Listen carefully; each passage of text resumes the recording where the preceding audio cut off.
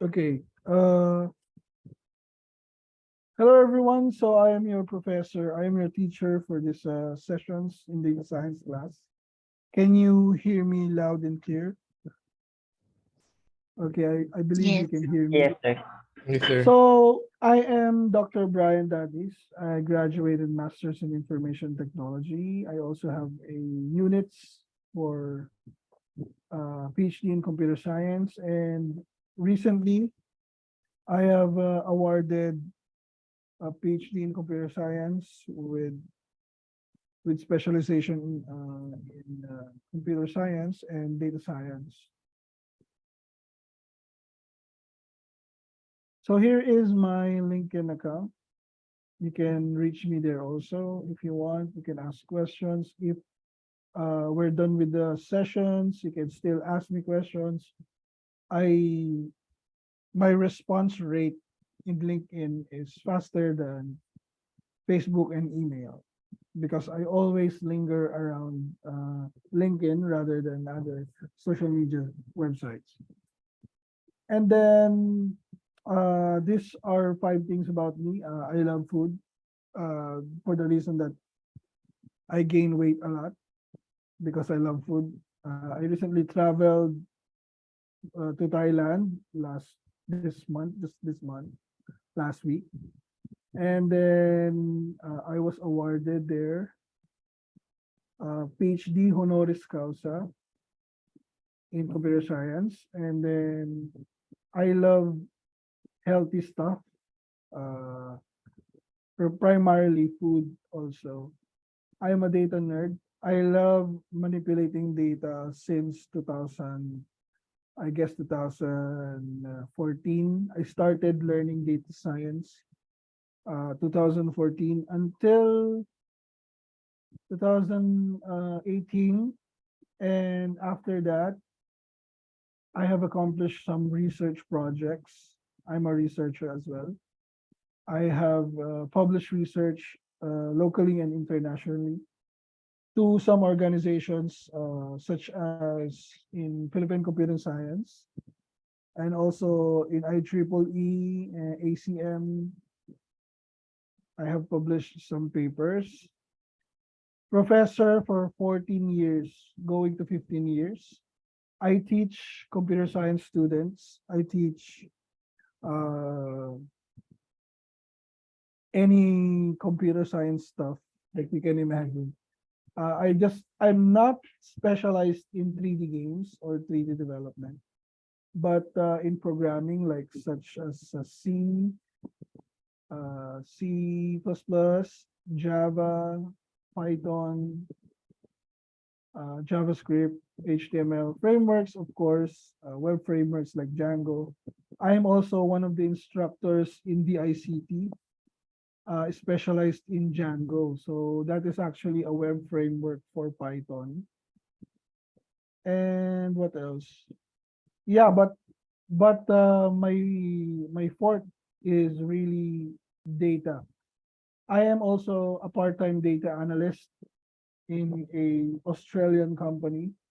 So my work there is basically every Thursday we have stand-up meetings, but most of the time it's flexible. We are not micromanaged. Uh, Most of the time we're not micromanaged, and we just provide stand-up meet. We just have stand-up meetings every Thursday. What we are doing there in as a data analyst and probably also a data scientist as well. I am optimizing the web page by implementing ChatGPT also, implementing OpenAI to optimize the product descriptions. So I'm creating an automation code to improve the product descriptions of all the products from that company because they are an e-commerce company. They sell products online, so their description should be optimized. Probably every year. So that's what I am doing there, and also getting some I am getting data from other competitors and comparing the prices of our local goods prices to their prices so that we know if our markup is uh, better or our deal is better than them. So that is my work. I'm also an alumni of the LSU TAF. I studied their PhD in computer science at the LSU TAF. So these were my colleagues there. And as you can see, my picture at the bottom, I'm on the middle. I'm the fat guy on the middle. And on my left side, that's the CEO of Senti. Before he was not yet CEO, so we were classmates in one class. Right now, I don't know, maybe he forgot about me because we just were just classmates for one for one class, and that is NLP class, natural language processing class. Yeah. So pretty much those are the things about me. It's not anymore 5 things about me. Parang ano na yun, ano? Parang a summary about me. So before I continue, let me go back to everyone. Can you now try to share things about yourself? Is there anybody of you beginner in programming? You can share that on the floor. Who wants to be the first penguin? Who wants to tell 5 things about them? Anyone?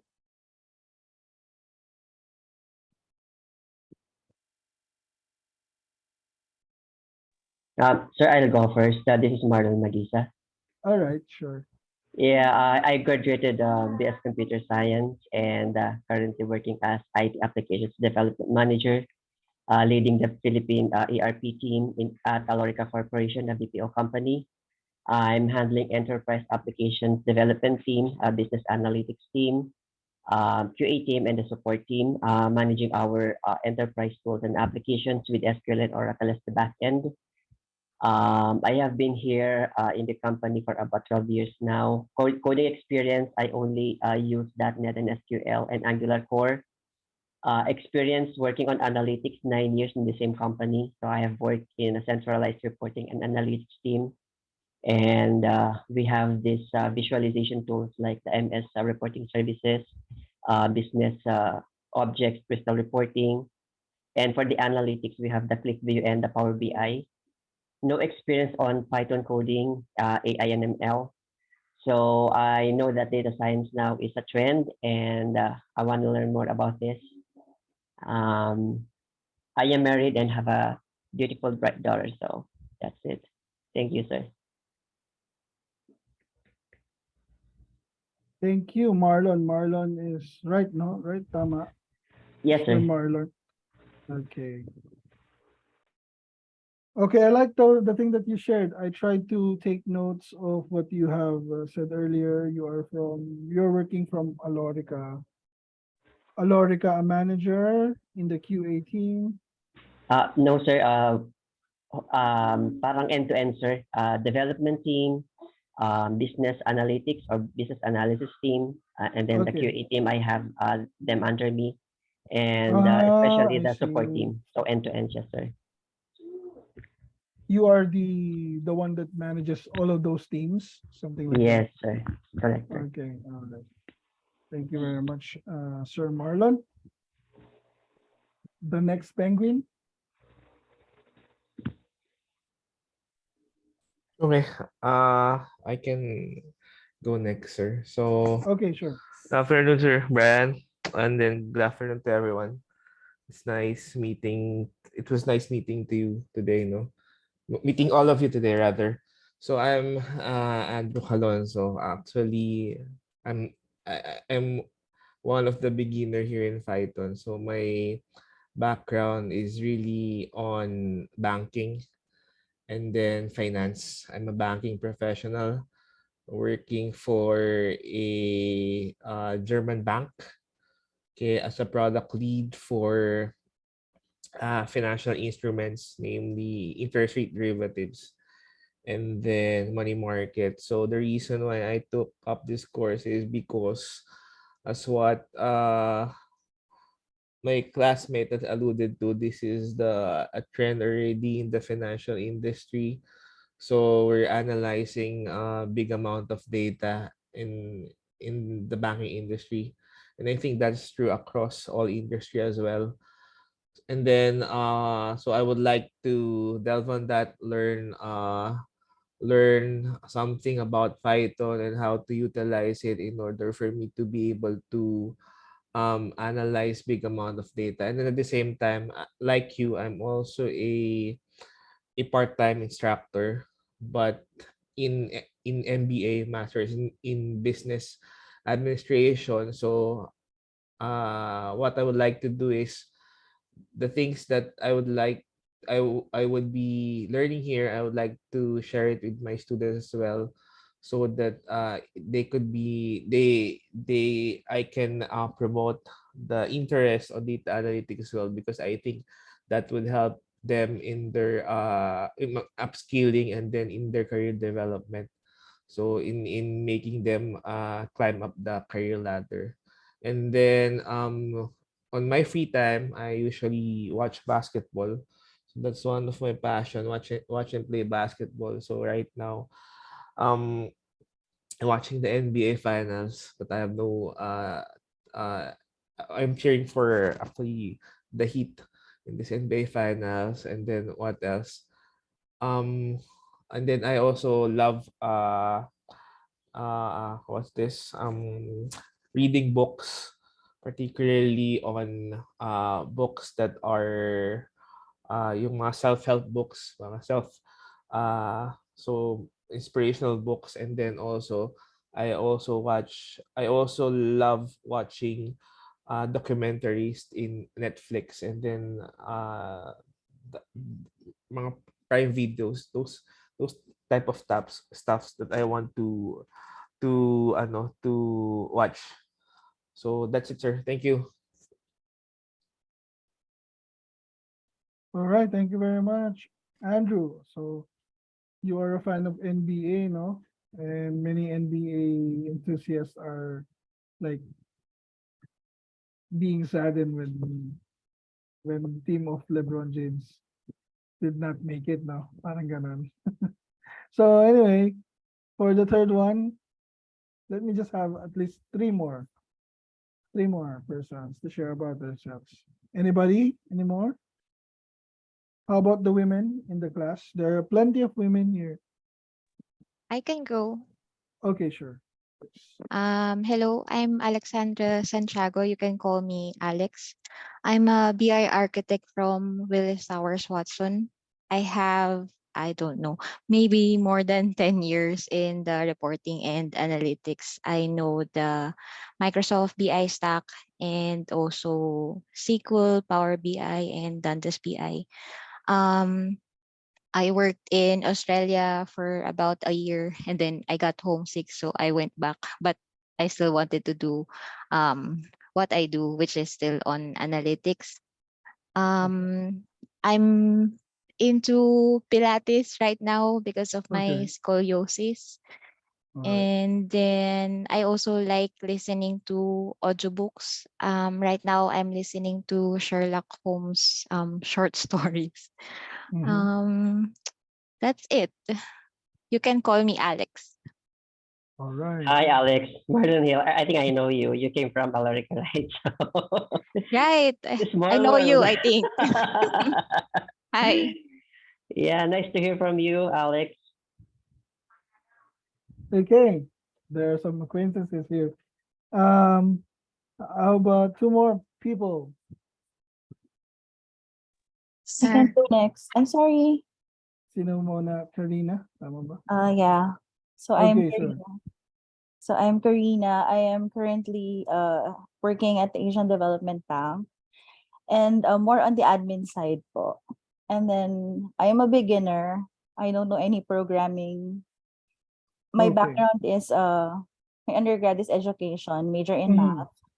And then I have my master's in business administration. I am currently taking up urban planning in UP. So I think this course will be beneficial in my work and in my career as well. And I love to travel. And then Good. that's it. Okay. One last person, and we are good. We are going fine. Hello, sir. Okay. Can you hear me? Sure. So, good afternoon. I'm Trisha. You may call me either Trisha or Denise. I'm a fresh grad of UST, BSIT, major in web and mobile development. So I enrolled in this class to broaden my knowledge in the world of data. Another fun fact is I'm of Chinese descent. I'm a digital artist and I love watching anime, reading manga on my free time. That's all. Thank you.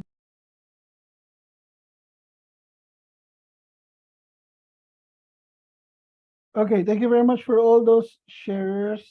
Marlon, Andrew, Alexandria, Karina, and Trisha. Thank you for your oh, they're too big. Thank you for sharing. And you know what? What I got from you guys, many of you are not in the computer programming side spectrum, right? Is that correct?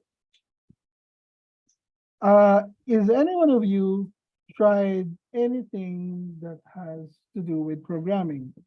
Anything? I did, sir. C#.net, Okay, good, ASP.NET, good. VB.NET, Java. How about the others? Can you just press one? I mean, press one so that I know who has experience in programming, so I may level down a bit my Python programming, because here in our class we will be implementing Python as our main programming language. So data, as you all know, data is the next fuel, as they say. Many people say that with having a lot of data, of course, that will follow having a lot of cash because of the information that you can gather from the data. The information that you can unravel from the data. And data nowadays comes to terabytes, petabytes because of the multimedia. When I say data, it doesn't mean it's just numbers or just text. It's also a combination of images, videos, and we call that unstructured data. So the things that you are usually, maybe you are accustomed to see, let's say, have you tried to have you tried inputting information at the very first time on a social media networking website, like such as Facebook? You try to input your name, your last name, your first name, your address there, your email address, something like that. So we call that one as structured data. So we are basically handling, in data science, we're basically handling structured and unstructured data. Let me just, yeah, so here it is, the introduction to data science. So I am expecting most of you to be, at least to have experience in programming, because our main tool here is Python. But we will be trying to do basic stuff first before we dive into the more advanced versions of programming. So that's what we're going to do right now, later, before I discuss some basic points on data science. So what is data science? Data science is like a window from data and at the same time computer science, basically. This started when a computer science programmer started to ask a statistician. A computer science programmer asked the statistician, "Can you teach me statistics?" And the statistician said yes. And then as time goes by, the programmer, the computer science programmer, suddenly devoured the statisticians and then became data scientists. Okay. So did you saw that illustration somewhere over the internet? Like there is an elephant, which is the statistician, and there is something like a cat, and then the cat devoured the elephant, became a dinosaur, something like that. So if you don't know what I'm saying, basically, what I'm saying is that data science has also a skill set of a programmer. You can never say that you are a data science if you cannot automate it. But you can be a data science without knowing more of like statistics. Or if you are a statistician alone, you can never say that you are a data science. So it needs to be both of the same world. But a data scientist doesn't need to dive into artificial intelligence. Okay, so that's the common mistake. Sometimes, if you're a data scientist, oh, you're into AI, something like that.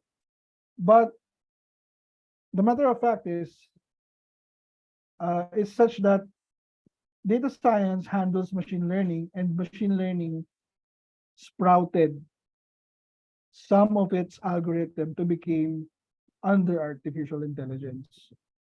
So if you can understand this Venn diagram, there is a concept also of machine learning that we will be talking about also inside the class. And maybe that will be an interesting topic or something that will open up as new knowledge to some of you. So first and foremost, data science needs to start with data. Without data, we cannot do data science. So in data science, we have inputs and outputs. Inputs can be imagined as a matrix of data. And then we can consider that as input X to the program and to have an output.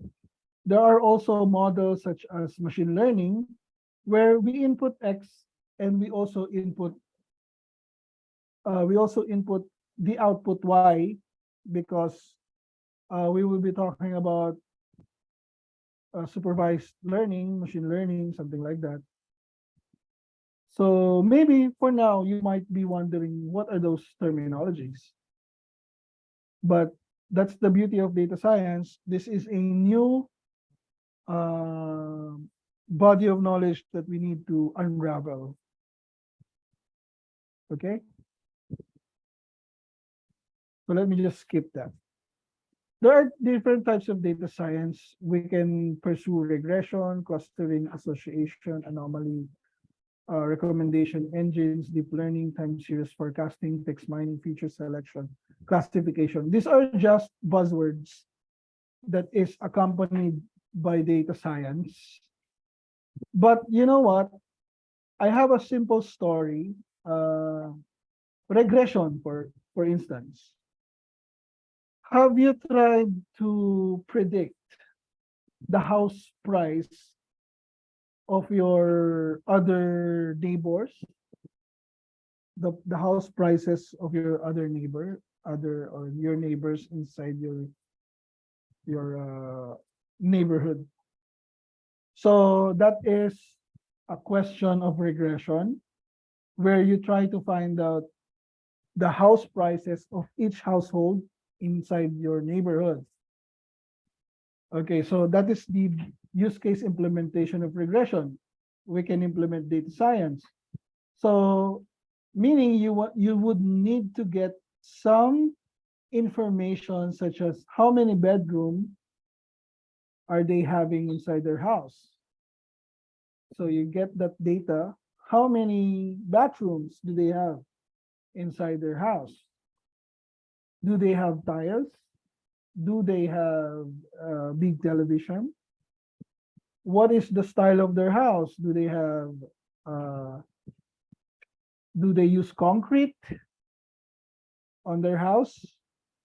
So you get those data in, and then by the use of regression, all of those data will be computed by a learning model that will let you know in an automated way the price of the house that you're asking. So that's one real world scenario where we can use regression. How about anomaly detection? Anomaly detection is usually a use case of data science where you get the data of a certain engine and you wanted to know if it will fail or not. It will try to trigger something inside that machine automatically. So let's say the engine of a ship, an engine or the engine of a space shuttle. Because you don't have a lot of men or people to check the anomaly. So you need to get the signals as data from the machine, the ship itself, to get the anomaly, right? So we also have time series forecasting. This is good for analyzing trends for financial markets. Text mining, this is good for predicting who's gonna win on the next election based on the sentiments of other people. And actually, there is a company called Cent AI who utilizes the posts from social media, from Twitter, from Facebook, the sentiments of those posts, they gather them as data, and that is unstructured data. They gather it and then use this machine learning algorithm to analyze who's going to win the next presidential election. And that company, the Cent AI, they proved that they have 97% accuracy. So there are a lot of facets that we can do in data science. But as a beginner, you can select only one at first and be master of that. I suggest we can master classification. And that's what we are going to focus in this class. We will do data science and we will do classification and clustering. The use case of classification is like, for instance, you wanted to determine the different kinds of plants based on the sizes of their petals and their sepals. Basically measurements. Okay? So you get to learn the pattern from the data that you gather and then determine that kind of class. Is that class A, class B, or class C? Some of my classmates on my doctoral class, some of them had a problem with classification. And what they are understanding is the different kinds of mangoes and the different kinds of ripeness of that mango. So by just taking a picture of the mango, they try to recognize if the mango is ripe or the mango is unripe. It does not it is not yet ready for preparation, something like that. And for clustering, we can do clustering of customers. Let's say we wanted to understand our customers. We need to get the data of those people who are visiting the showroom or visiting our place, and then understanding what are the behaviors of the customers that are buying this product, and what can we recommend to them, to their cluster of people. So learning data science as a beginner is first focusing on classification and clustering, sometimes regression, and then knowing the other facets. Okay, but first, the fundamentals are classification, clustering, and regression. And this can be very helpful in your organization as we go along to our practical exercises. So there are different kinds of tasks in data science. We have classification task, we have regression task, we have anomaly detection, clustering, right? So we focus on this classification first and clustering. So we will try to implement them with real world business data, because some of you are in a business setting, and I think that is much more appropriate to use. There are a lot of data. There are easy data, there are complex data, and there are some real world data that we can use in this class.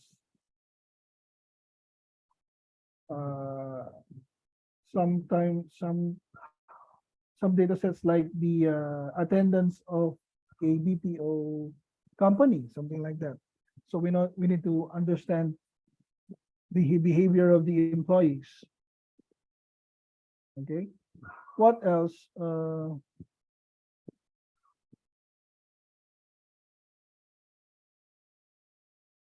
We will try to learn these algorithms, because this is the fundamentals of data science.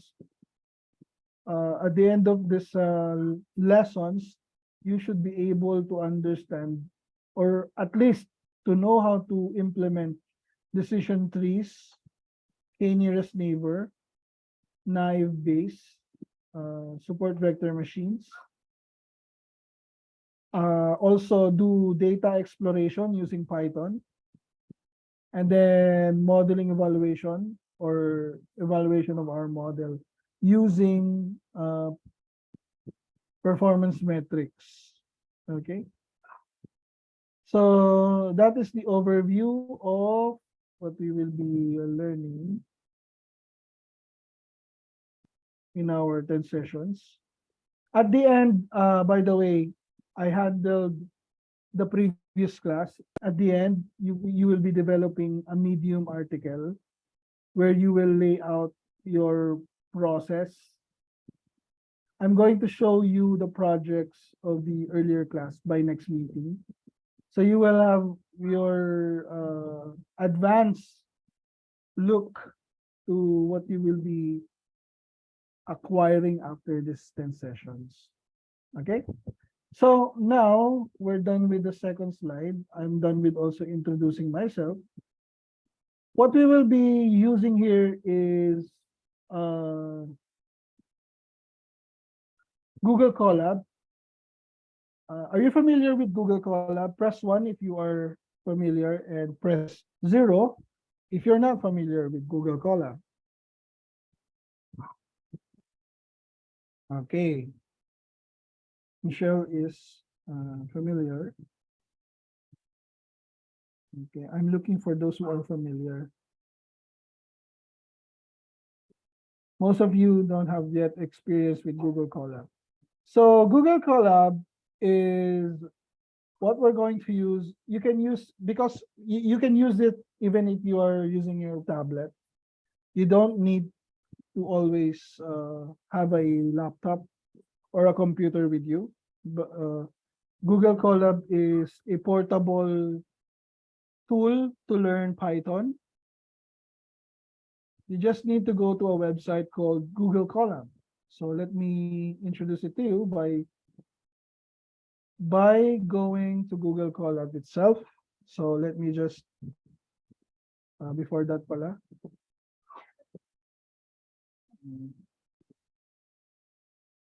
Before that, give me a minute. Sorry.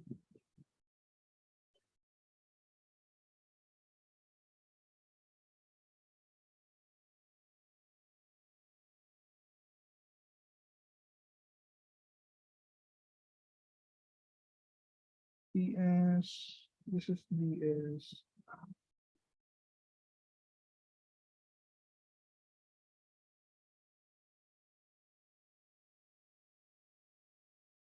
Okay.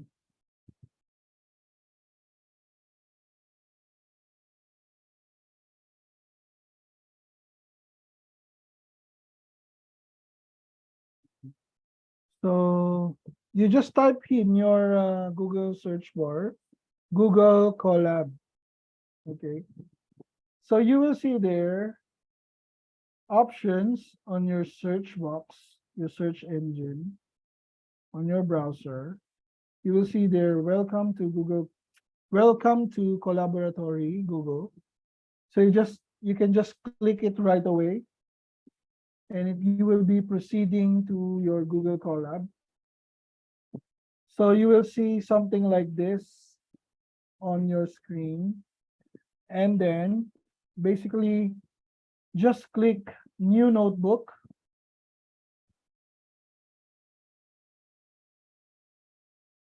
Sometimes it loads fast, sometimes it's slow.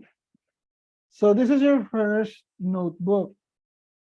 This can also be on your computer by using Visual Studio Code, but later I'm going to show you to you on the middle of our session, because right now you are all beginners, and I think the most appropriate tool for you to use right now is Google Colab. But there are different tools that we can use here in our class. You can use Visual Studio Code if you're an advanced programmer. But for most of you who are beginner, you can use Google Colab. So as long as you have your Google accounts uh, set up on your Google Chrome browser, you can access the same file. So also this file is automatically saved. Let me just rename my Google Colab as program 1. So this is automatically saved on my CIIT email. So it automatically saves on your Google Drive. So basically, if you wanted to go back again on this Google Colab or notebook, you can just simply go to Google Colab and make sure that your account is signed in, and you can see your file again. You will be back on your file again. Can you view this in multiple devices? Sure. You can do this as long as your account is logged in on that machine. Your email is logged in on the browser. You can basically view this one with an internet connection or data connection. You can view this through multiple devices. It can be on your laptop or it can be on your tablet.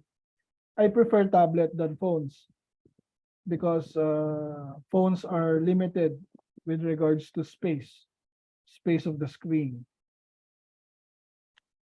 If your tablet has keyboard, it will work perfectly, all right?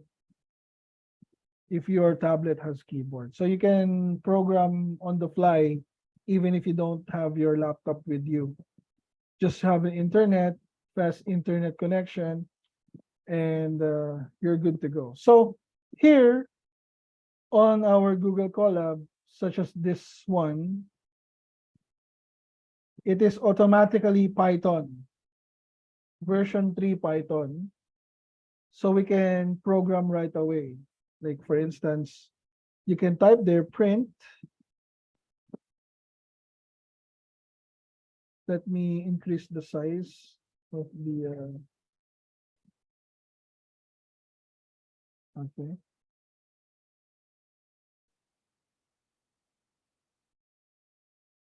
So this is the basic script in Python that you can implement in Google Colab. So when you run the program, it initializes and connects to the cloud platform of Google, and then tries to run your code in a virtual machine. So your outcome will be just right below of your script. Your Python script can have more scripts or plenty of scripts if you want. It can have that, but also you can have a lot of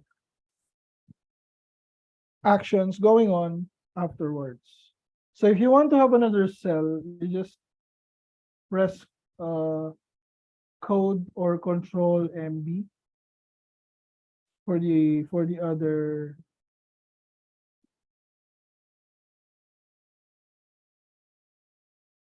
for the next cell. So far so good. Do you have any questions with this one? None, sir. Okay.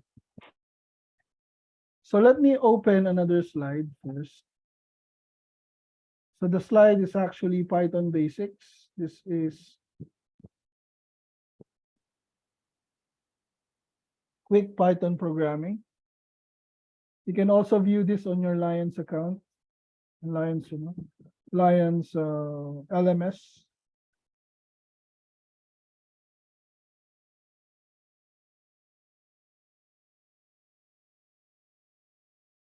So we need to review. If you don't have anything or you don't have any experience with Python, we need to review this first before we go on with analyzing data, because this is our tool to manipulate or wrangle our data. So give you some programming basics. What we are using is codes or source codes. That is the sequence of instruction to a program. So that is what we are going to type in our Google Colab. Syntax is like the language or the grammar of our programming language.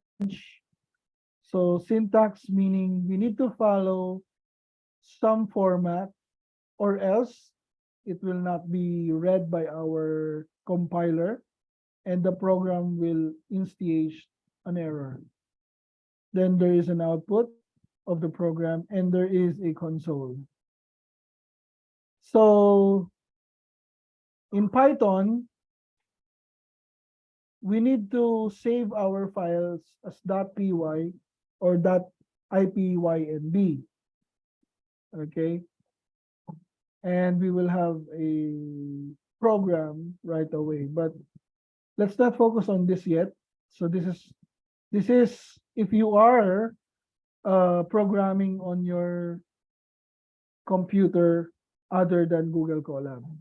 If you are programming in Google Colab, you don't need to think of this one as a moment. As of the moment, you don't need to think of this one if we are programming in Google Colab. Because Google Colab is really beginner friendly. So Python is the popular language being used in data science, but actually there are other programming languages out there like Scala, Rust, and so on. But the most documented programming language for data science nowadays is Python. And Python, the reason why Python is the most used open source language is it's lightweight and it's very portable to different kinds of platform. Right now, I'm using Macintosh or MacBook Air to be exact. So it's lightweight. It can be run it can be run in in a not so powerful laptop. Even in Core i3, your Python code will still run. With the exceptions of having 8 gigabytes of RAM. Okay, so this is how you have your Pythons written.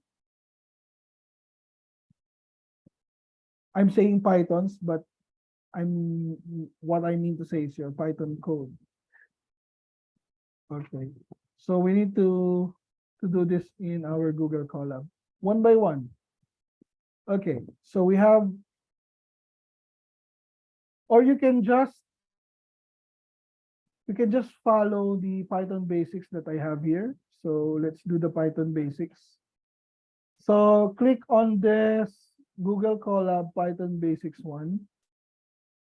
So this is a step-by-step or a sequential way to run down with the basics of Python. So it will first introduce us with the very basic part of Python until we reach at the bottom where we can say that is advanced Python. Okay, so let's do this for this meeting. Let's do this. By the way, do you want to have a break? 15 minutes break before we dive into this one. Because we already have a 1 hour lecture. Some of you might want to have a break. Let's say 15 minutes break. Yes, sir. For me. Okay. So let's have a 15 minutes break. I'm going to start a timer here.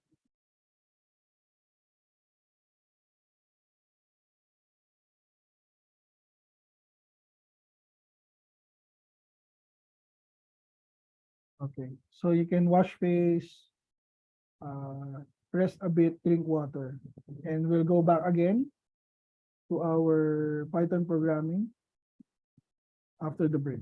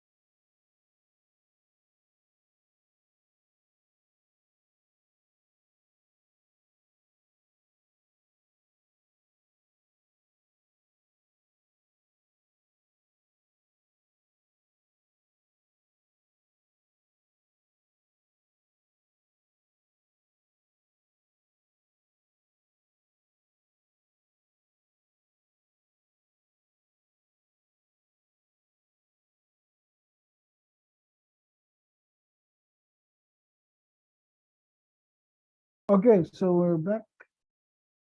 Let's go back again here in our Python basics. Could you like open on your Lions account? And then, are you seeing the same page that I am showing?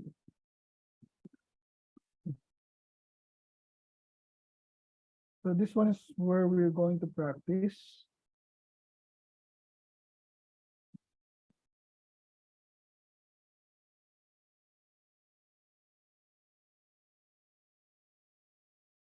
Hello? Hello. Can we copy this notebook or can we just work on the same file?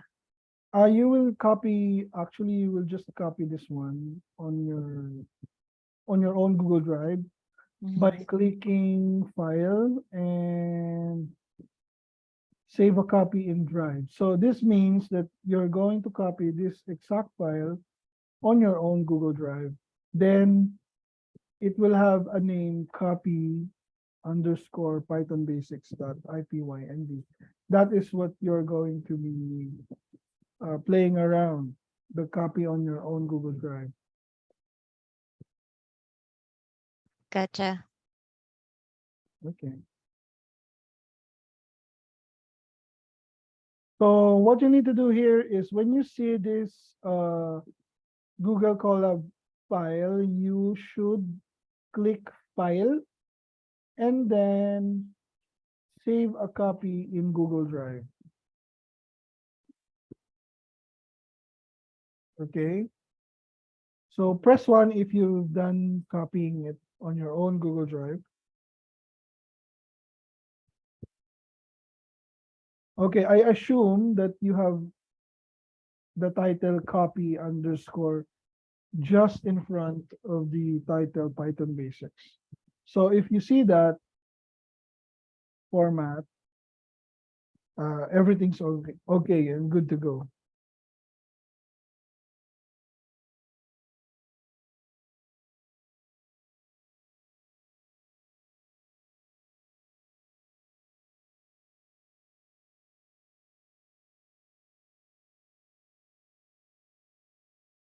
Okay, so we start with, in programming, we start with first printing variables and arithmetic values or arithmetic constants. So in Python, if we want to print something, we need to use the keyword print and the function open and close parentheses. Then, if it is a string, you should have a open and close parentheses. So let me have a simple cell just right below. Here, I'm going to retype the values that I see above. So to practice, you can type there print and then print whichever you wanted Python to execute. So this is the simple print function in Python. This is the basic instruction that you can perform right away in your Google Colab. So let's say you wanted to also print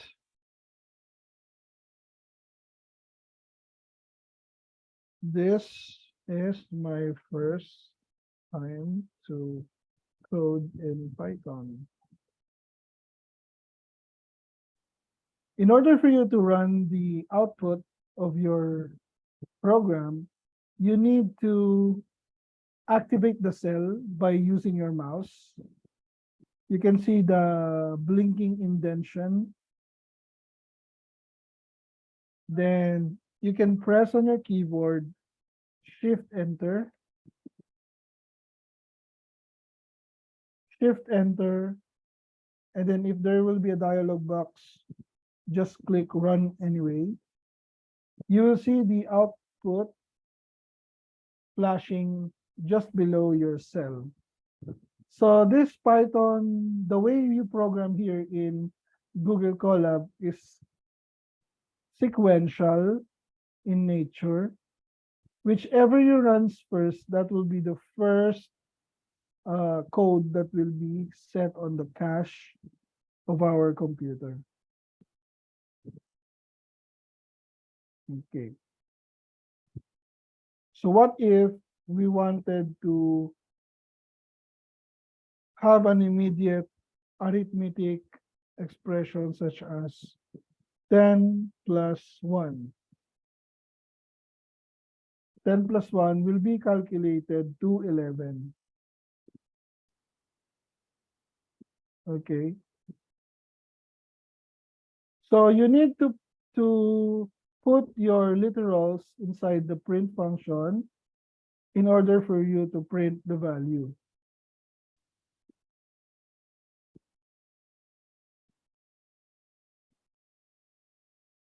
So you can perform string such as this one, and you can perform arithmetic functions such as this one on your print.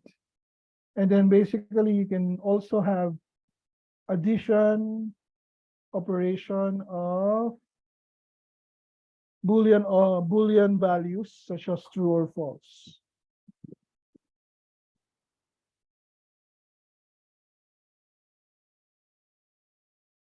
So let's just have simple arithmetic functions in our print. So you can have complex computations such as square root. So, or square.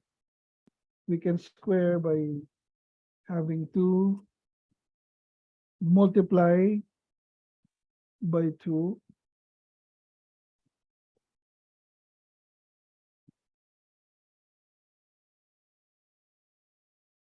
Or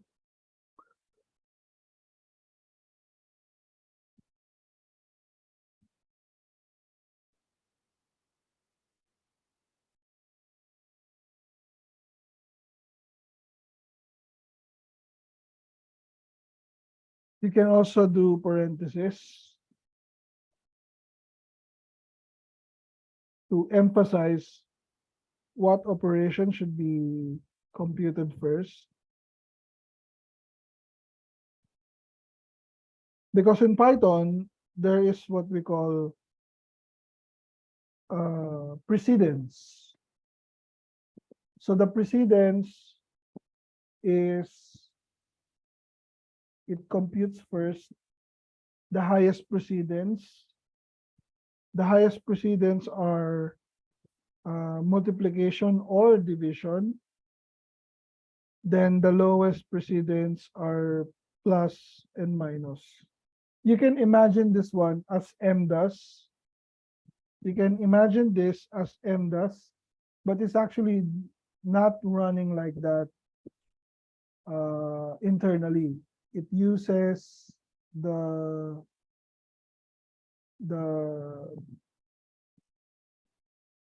what do you call that again? I forgot the term. Precedence. It uses precedence to imitate PEMDAS. Okay, just to imitate PEMDAS, but it's not actually PEMDAS. That is the algorithm that we formed for us to understand arithmetic. But in computer, it's not PEMDAS. Sometimes if you have your division right before your multiplication, it will not follow PEMDAS anymore because division and multiplication is having the same precedence. So what you need to do there to really follow the PEMDAS is to use the parentheses. Okay, so that is the limitation of computers. It does not understand PEMDAS. It tries to imitate PEMDAS, but in some cases, you really need to explicitly use parentheses to correct your computations. Okay. So next one, in Python, we can address the literal values. Okay, so these values are called literal values. This is a literal string. This is a literal integer. There is also what we call literal float or literal values that are decimal places. So in this one, this is a literal integer because it does not have any decimal floating points. And we can actually address that in a variable. So in this example, our variable is letter A, and that holds the value 10. Therefore, if we want to use the value of 10, we can use or replace that to letter A or variable A. So small letter A variable is different from big letter variable A. It is a different address. So in order for us to know what is inside the value of variable A, you need to place that inside the function print. And then in Python, variables are immutable. Therefore, when you assign a new value, okay, let's say letter B, and then you assign it to different literals, it will be evolving to that kind of literal.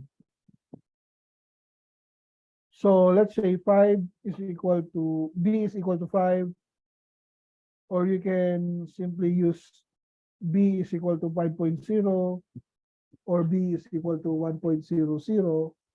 Then if you want to print B, it will print the value that you place inside the variable B, such as this one.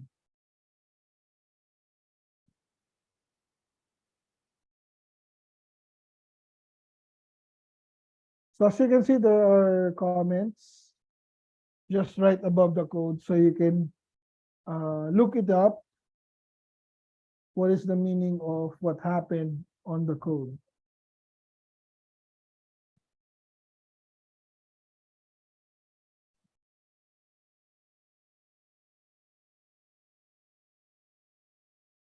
So next is in our arithmetic, you can do addition.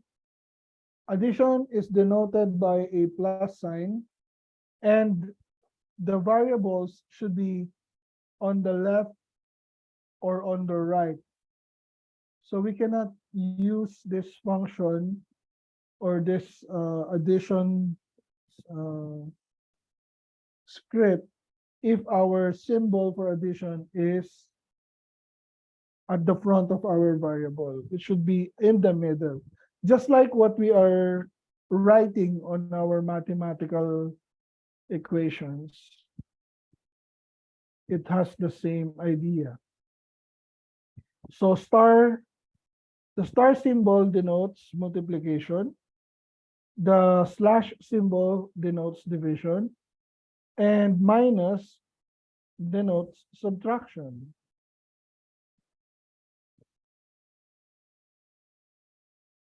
Next is we can have two variables, and whichever is the value inside that variable, it will be executed by the operator that we placed in the middle, and that will be assigned to, again, variable A, and then we print variable A. So if you have a operation done after the assignment operator equals, whichever the result of this operation will become the value of the new variable A, because it is on the right side of the equal sign. So the previous value is 10, but if 10 plus B, which B is actually 5, Now, the new value of a variable will become 15. And then we have also another format where we can have plus equals. This means it's an increment or what we call syntactic sugar made by the developers of this programming language to easily have a non-cluttered increment operation. So the meaning of A equals A plus equals B is it will add value of the variable B to letter A. And then you print the value of A. And this one is this function, I mean this operator is actually called the bitwise shift. So how many shifts does it going to shift? 5 times of the integer value 2. So the result will be 1. And then when you use the operation modulo, so this function or operation modulo, it will only get the remainder of these two values in division. That's why it's 1.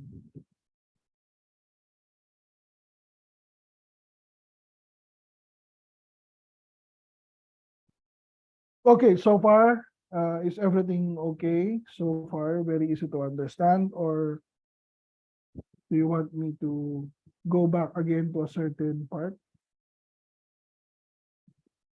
So this is Python basics. So far, easy to understand? No questions? Yes, sir, no question. Okay, because you know what? There will be some parts here you will be the one who's going to answer somewhere here. If you see a your turn label, it means that you're going to answer that question. But don't worry, the answer to that question is actually or can be derived from the previous running codes just right above. So here in this class, we're going to implement copy and modify. We will not, and that's the way we learn actually. At first, if we don't know or memorize the programming language, we just copy and modify, diba? That's how we learn. So that's going to be what we're going to do later. So now we're talking about types. Take notes of this one. Types is very important as a fundamental knowledge in Python because the variables are immutable. They can easily change. So types can help us understand what data type is this variable we are handling. In this case, if our example is a equals 10, it means that this variable a is already an integer type. So when we do type function and we place the variable a inside, it will give us the type of that variable. For this one, it's going to be integer because 10 doesn't have decimal places. It's not a float, and otherwise it is an integer. Okay, so if we have another one here, a is equal to 10, but the value of 10 has a single quote, it means it's not anymore an integer, but a different data type. Guess what? Probably a character data type or a string data type. So now, if you assign 10.0 to variable a, it will also change to a new data type because, again, it's immutable. it's mutable. So when we do type A, print type A, we get the different kinds of data types. Do you have to use that in your data science? Yes and no. Yes, because sometimes you need to recall what is the data type of this variable. This is a very handy technique because it will remind you what data type does this data have. So this one, type checking. So if you plus the integer to a string, of course, it will have an error because it is incompatible types. A string cannot be added to an integer.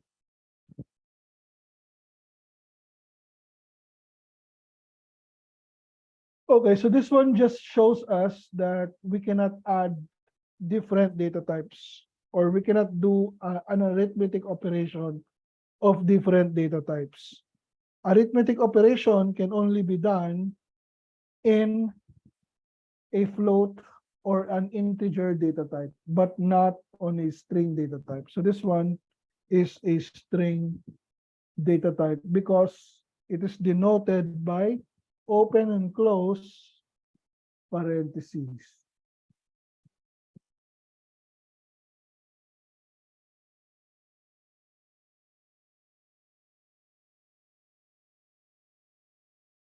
So this is a practical example of changing the data type of our variables. So we have variable A and variable B.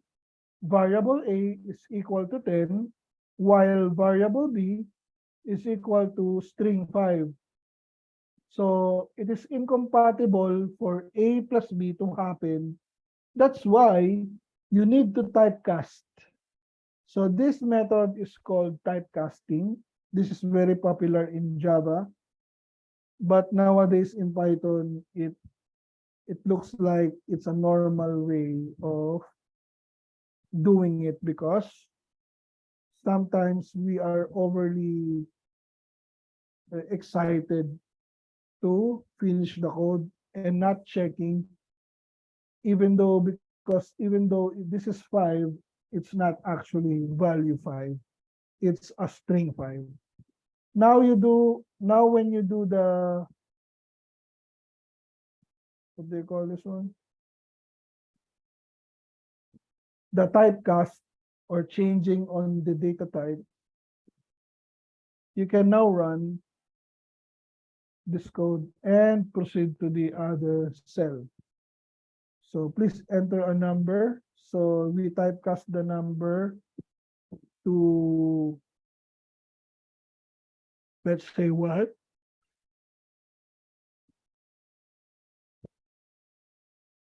So it will print us 1, 5, and 6. Because the addition of int5 plus num int will be the output like this one. So automatic type conversion, integer division. Okay, so in this one, it happens like when you save a floating value inside a variable, what will happen is it will have, or it will override the existing integer value. It will become a float.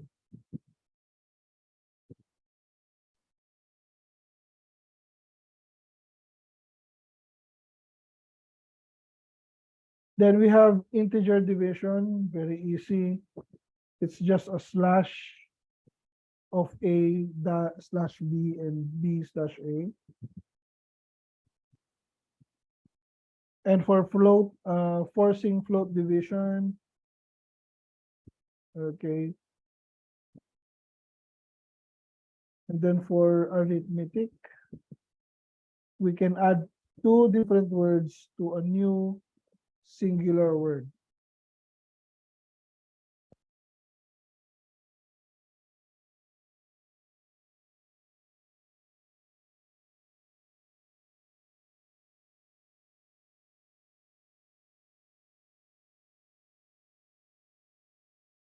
Okay. So what's next?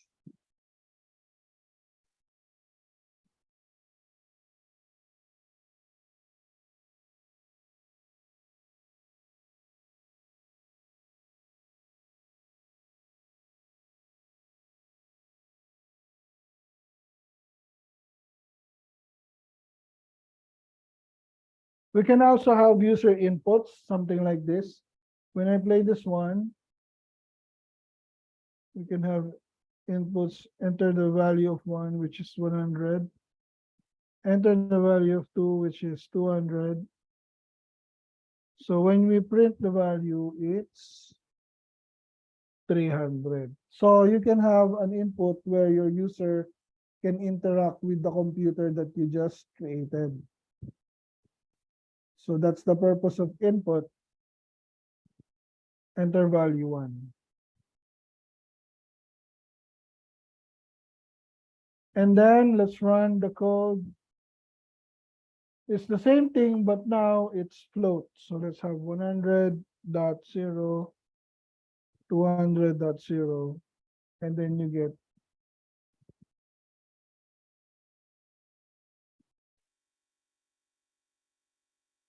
get a different value, right?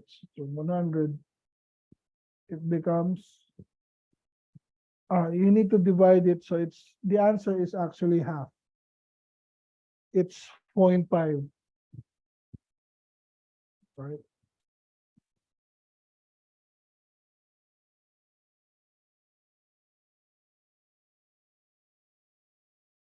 Now, this is an example of a conditional statement in Python. So let's review the formatting or the syntax.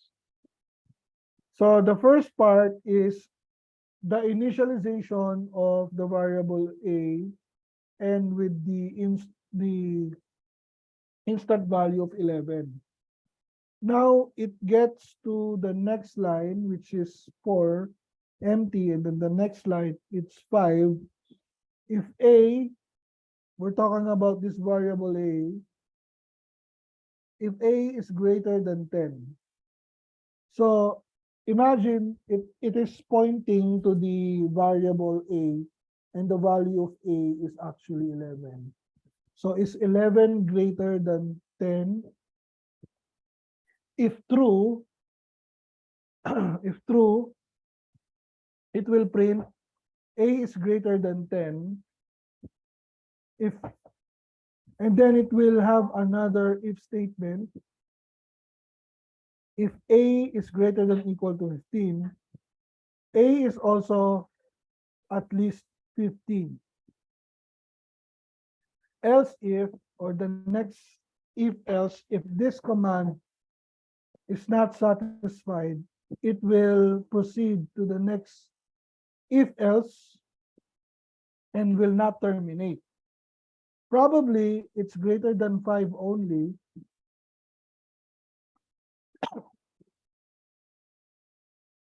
So it will say a is greater than 5, but not greater than 10. Else print no condition match. So a is 5 or less. Ayan. And another example, if grade greater than equal, grade greater than 50, so meaning, when it is 50, it will become false. So it will say failed. So in some cases, we need to use equals here so that 50 can be satisfied as well for pass. So if we have 50, but we don't have equal sign, so you will be surprised that the value is failed, but actually 50 is also a passing score in some cases. So therefore, we need to use equals so that it will automatically become true or pass.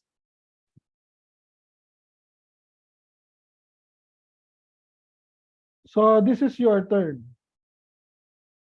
Write a program that asks for a number and computes the square of that number. So if that's the case, in order for you to answer this one, you don't need to be expert in Python. You just remember the previous questions that you encountered. So write a program that asks you for a number and computes the square of the number. So let's look for the codes here that asks for an input. So I can see that this is the right solution. So I'm just going to copy this one and then paste it here. However, the next part of the question is the ask for a number. Please input any number. Right? Please input any number. So we satisfied the first question. Right? Ask for the number. Then computes for that number. For the square.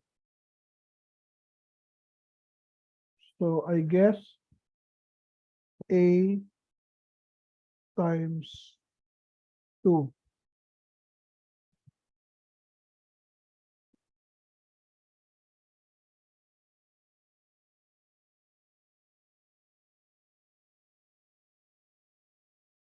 Then the next question is, if a square is 100 or greater, print the squared value and the word big.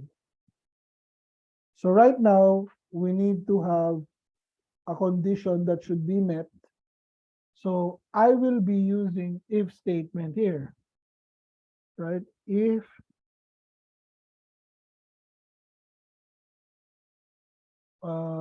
instead of having that square equals something like that, if square is greater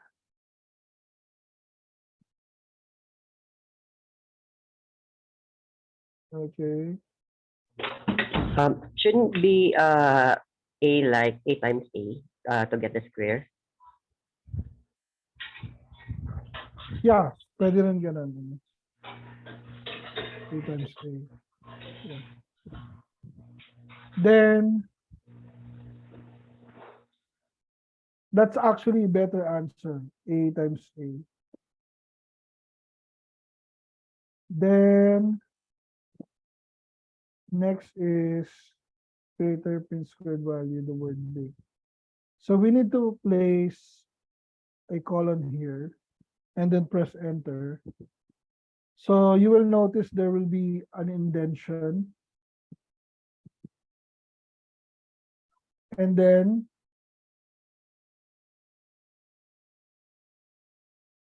oh sorry, greater than 10 or greater than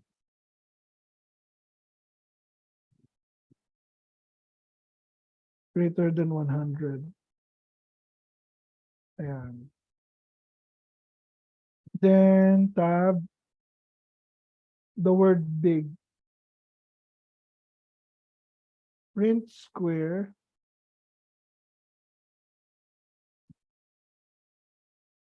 and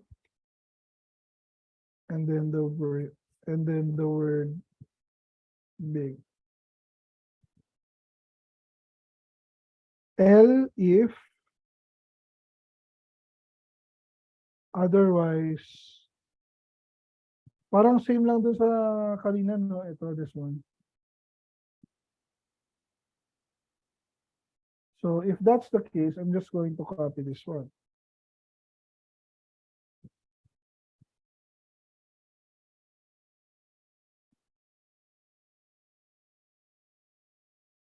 Otherwise, if the square is 50 or greater,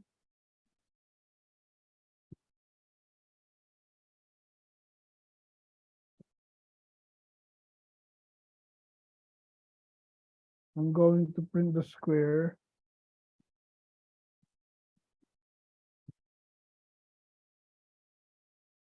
And actually say medium.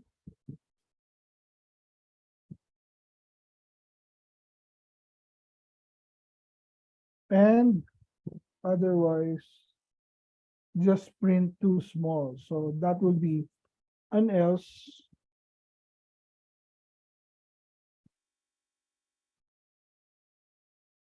And then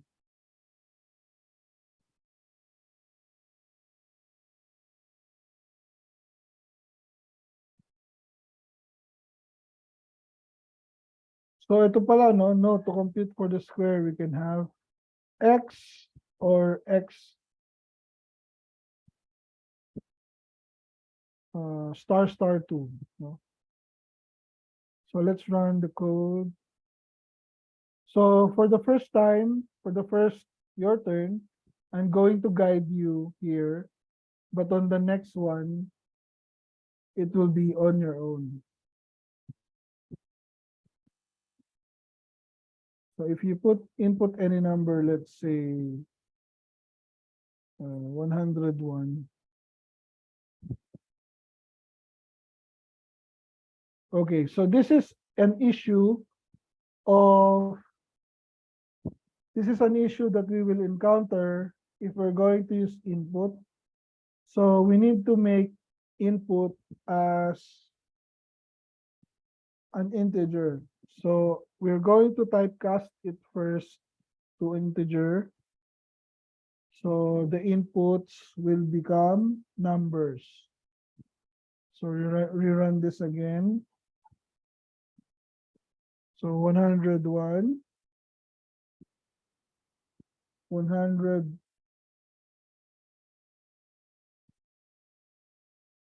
square is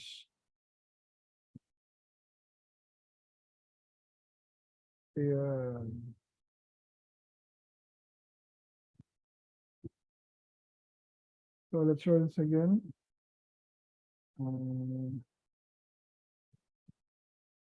8 too small. 10 too small. Okay, because we don't use equals here. 11 big, yeah. So remember that if you did not, we did not say naman here that it's greater than equal. Therefore, 100 should also be too small. But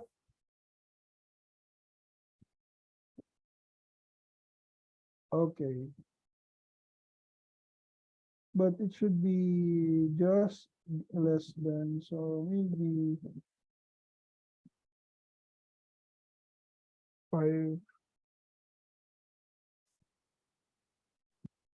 25, 6. Too small. 9. Too small. Too small ba? 9.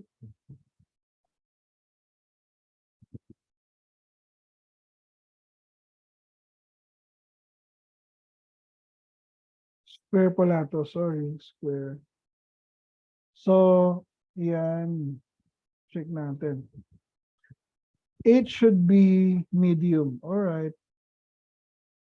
So this is correct now. 5 should be too small because it's 25.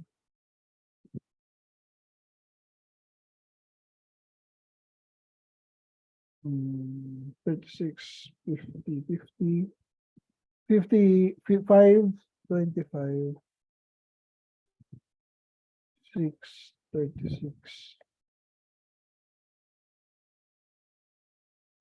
Oops,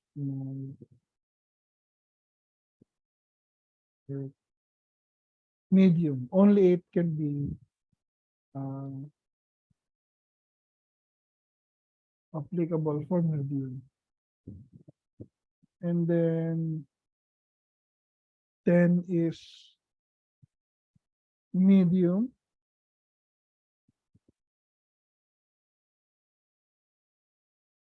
11 should be too big.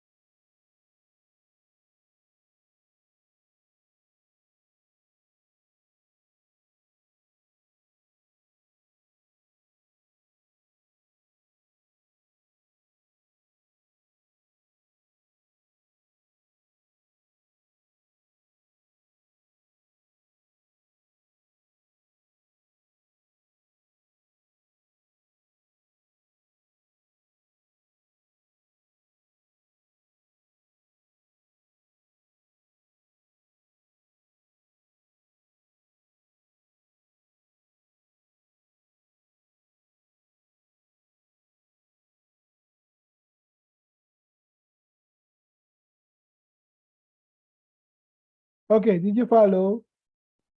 Press 1 if you follow. Yes, sir. Wait. Okay, sure. Thank you. How about the others? Press 1 if you follow.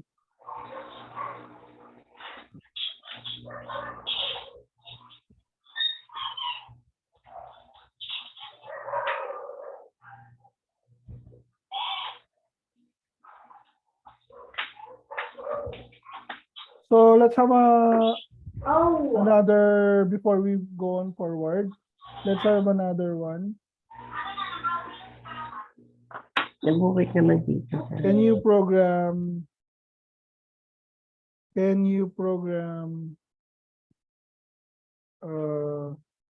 input a number from 1 to 10? Sorry, from 1 to 100. Then determine if the number belongs to odd or even. So what you will do here is to answer this program and paste your solution in our chat box. Okay? Okay, sir. So that I know that you are executing your Python on your machines.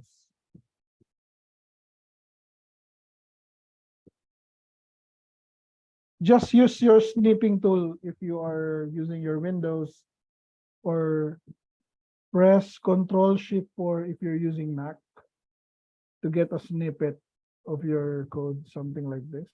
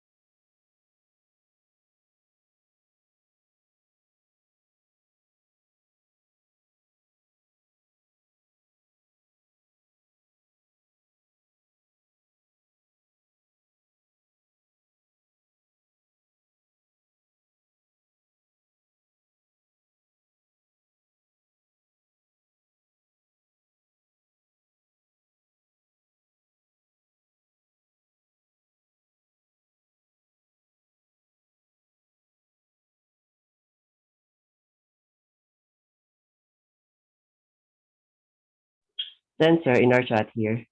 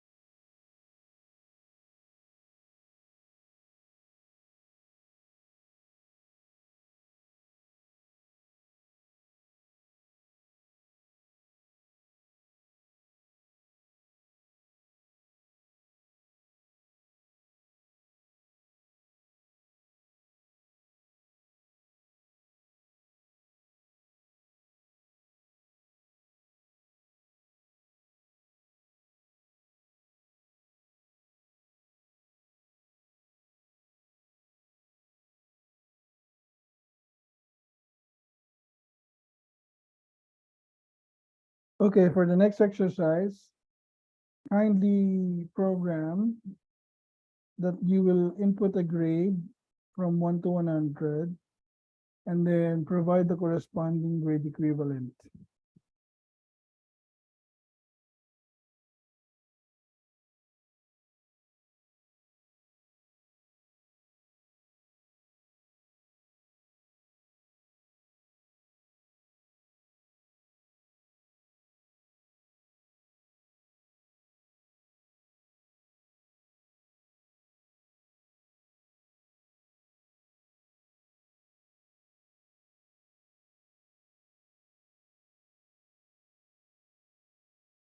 So I'm actually recording first three.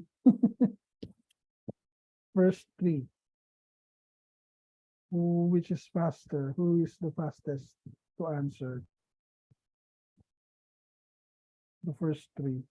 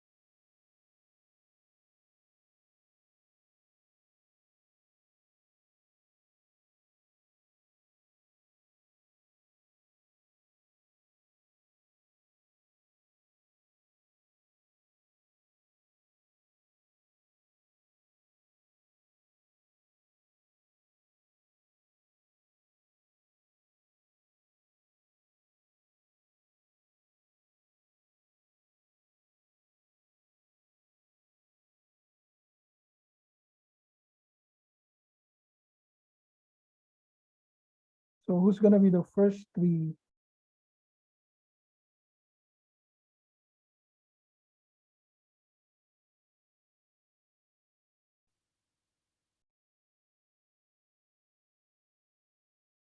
Of the second one?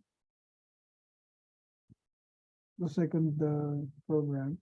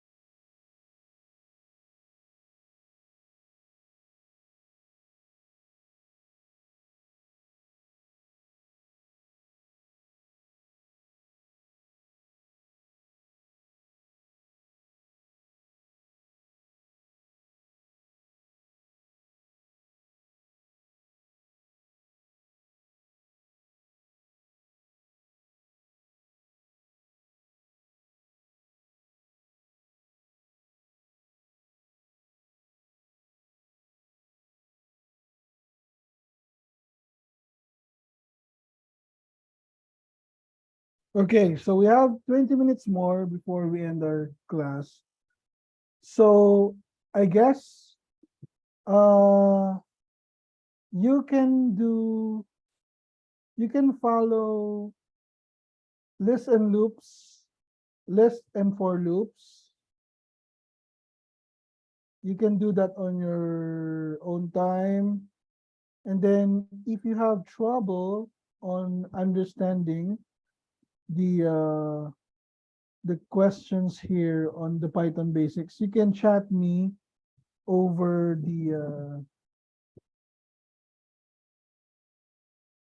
over our Slack.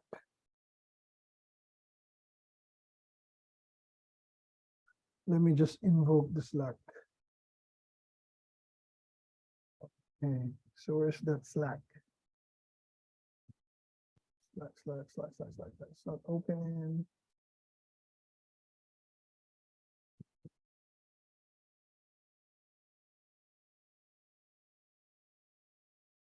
What is happening? Hindi ko ma-open ang Slack ko. Okay. Ano tayo na din yung Slack? So,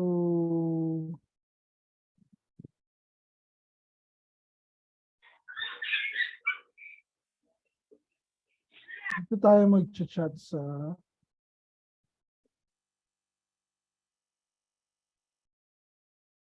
D2 tsaka D2 General. Usually sa D2 General, dito ako nagpo-post ng mga announcements. So yung D2 usually ginagamit for queries. Or you can basically just PM me or DM me, direct message me on Slack. Okay? But I'm going to add everyone here.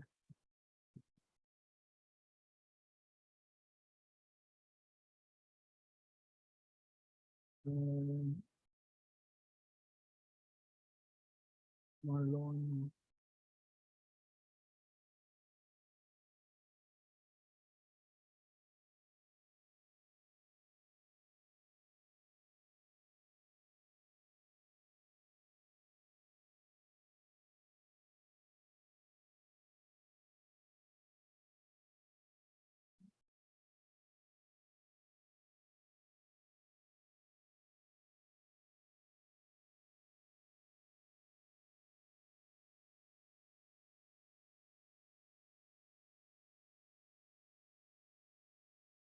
Ay, bandang na siya.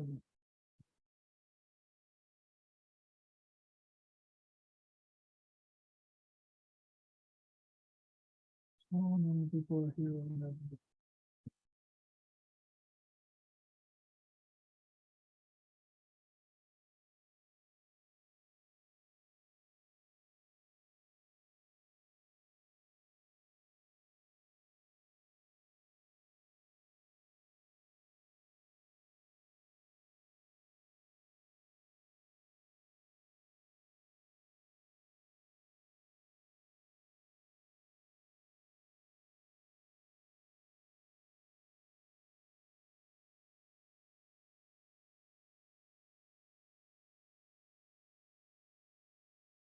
Okay, so our first meeting is Python basics. So next meeting, what we were going to do is to do some, let me just look at the previous course that I have.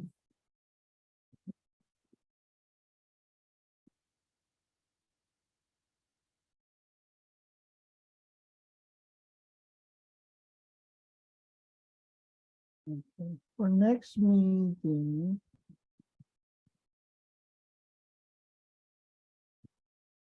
we will be talking about Python pandas. Okay, so that's the second topic that we will be discussing. Let me just share it to you right away as early as now.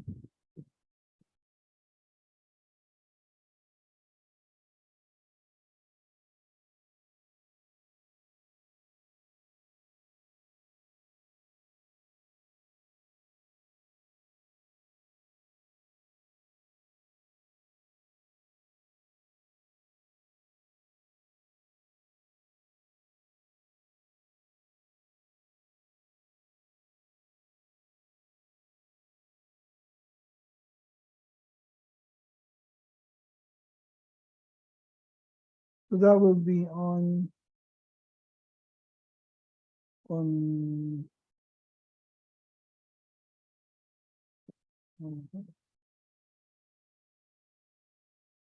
10.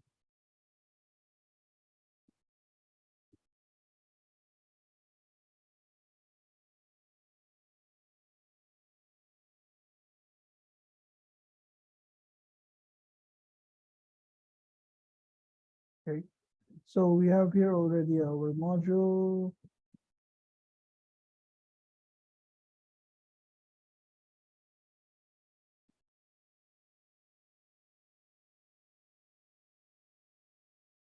Each position. Okay.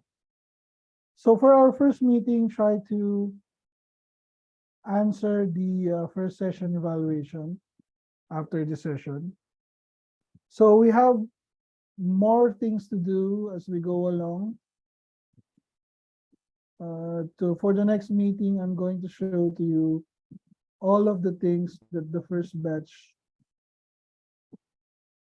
my first batch has done. So you have an idea of what will be your future after this course. So basically our first meeting is more of like reviewing Python basics, and then the second session, it's more of like manipulating the data.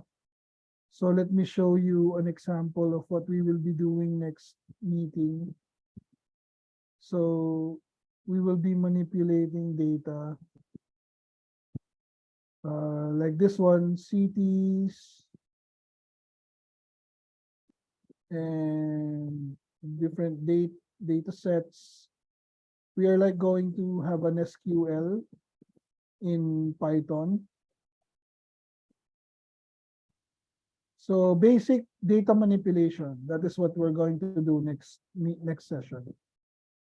So you need to at least answer from the Python basics. You need to at least answer, you need to at least go to until libraries, where is that? Dictionaries rather, because dictionaries are important fundamental knowledge for manipulating data in Python. So this is the most important part of your Python basics, to understand dictionaries and also to understand lists and loops. That's the most fundamental or important part in this Python basics. Knowing the list and loops plus dictionaries will make you will let you be comfortable of using Python pandas, an advanced API or function in Python. Yeah. So for the recorded video or for the recorded session, I will be posting it tomorrow because it will still render first before I can paste the recorded session on our Lions account. So give me a buffer of 1 day before you will be able to see the session, the recorded session on your Lions account. All right. Thank you for those who unanswered. So what's the time? It's already 4:49, so we still have 10 minutes, but we're going to dismiss, I'm going to dismiss you just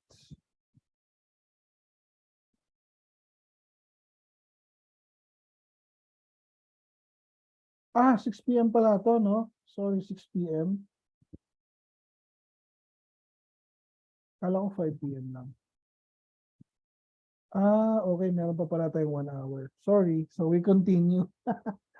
We continue pa, no? Kala ko 5 p.m. lang. Sige, sige. Let's continue. Hindi naman kayo nagsasabi. Kala ko it's just 5 p.m. Akala ko din po uwian na. Sino na bang umuwi? Early out eh. Gusto niyo Akala ko bang early out? assignment eh. Early out assignment muna. Okay lang naman sa akin.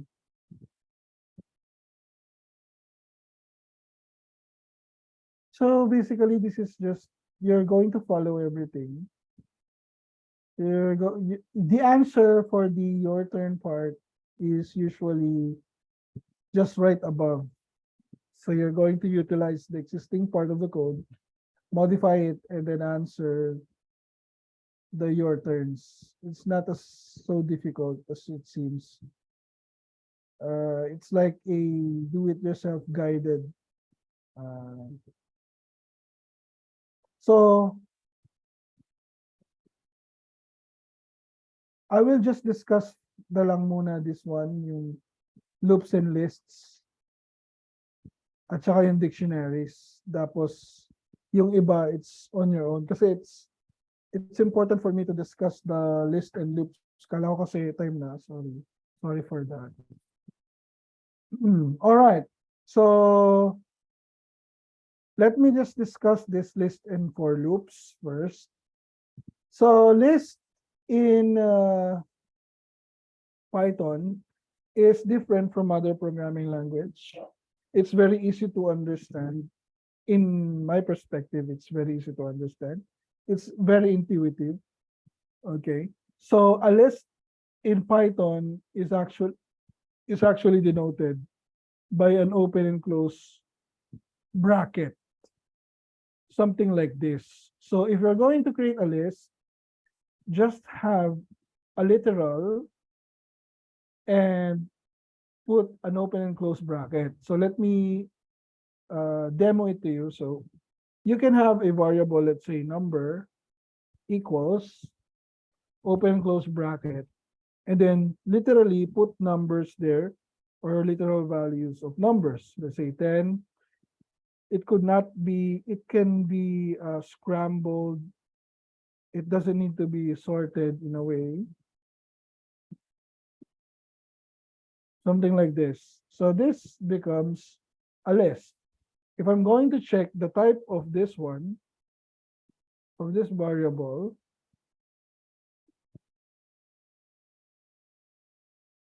it is going to show us list. So yeah, if you wanted to know the length of the list, you will use the function len.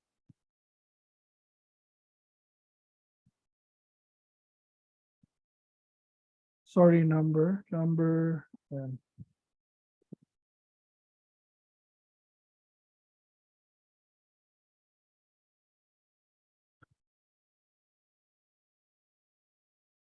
So it's len to know the length of the list. And then type is to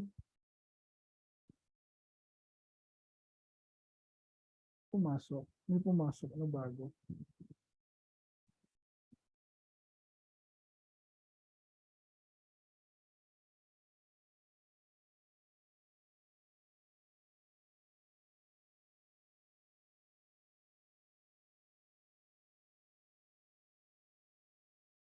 Then type is to confirm if it is a list. Okay, so list can also be generated as range of 10.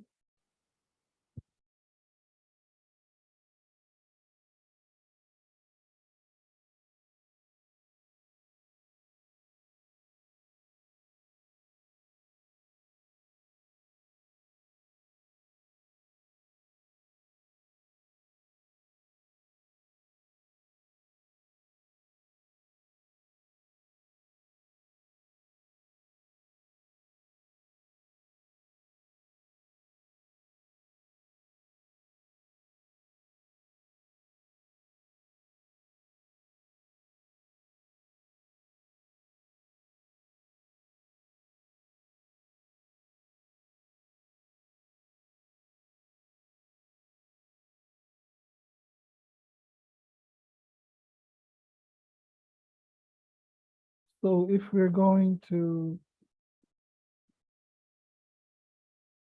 put a range on it, like let's say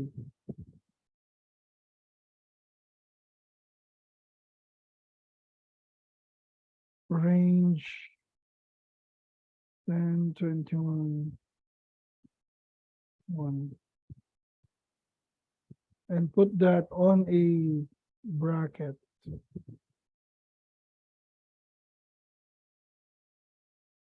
And then K list.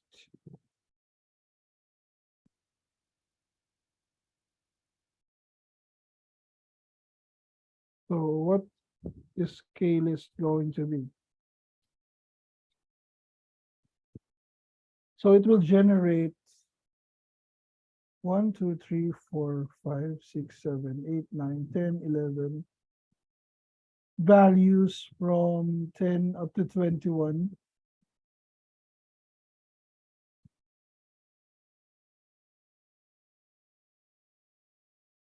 That list.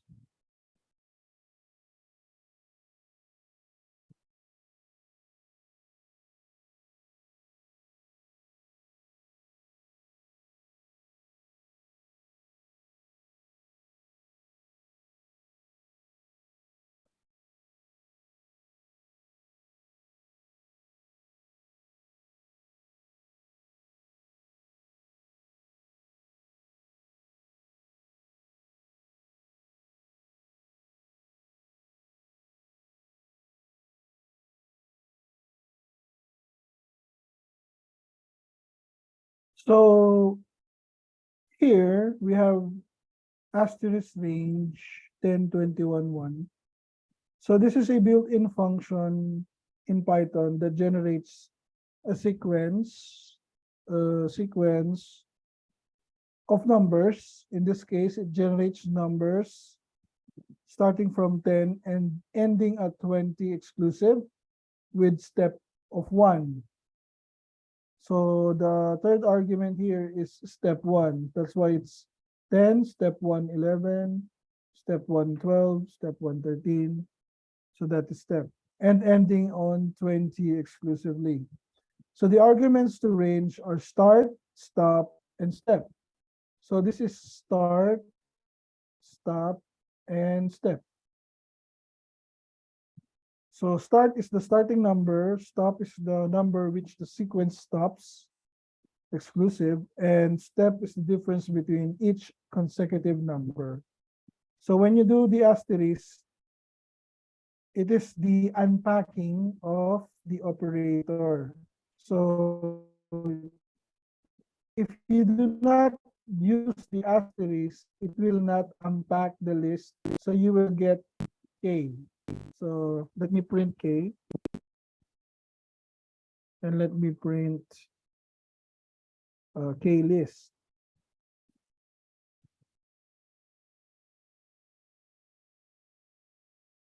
So if you don't put an asterisk, it will unpack. It will not unpack. Just like what happened here in print K.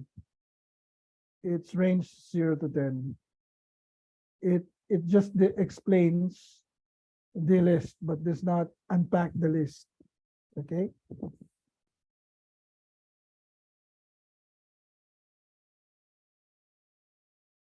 So let's have another one.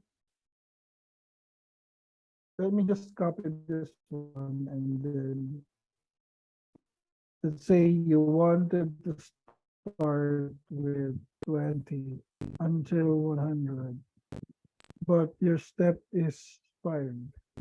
So let me just have L list, and then let's print L list. Okay, so this is what's going to happen. You're going to generate a list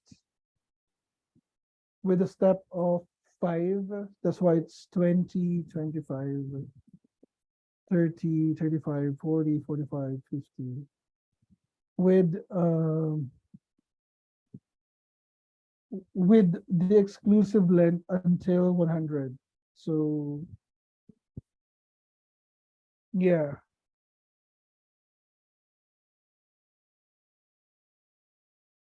Okay, so that's how you generate lists manually and automatically if you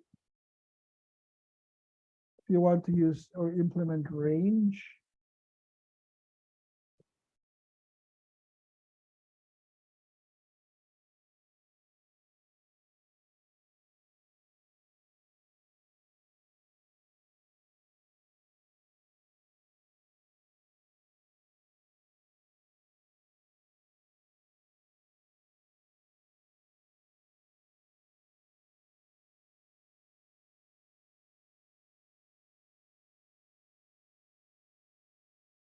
Okay.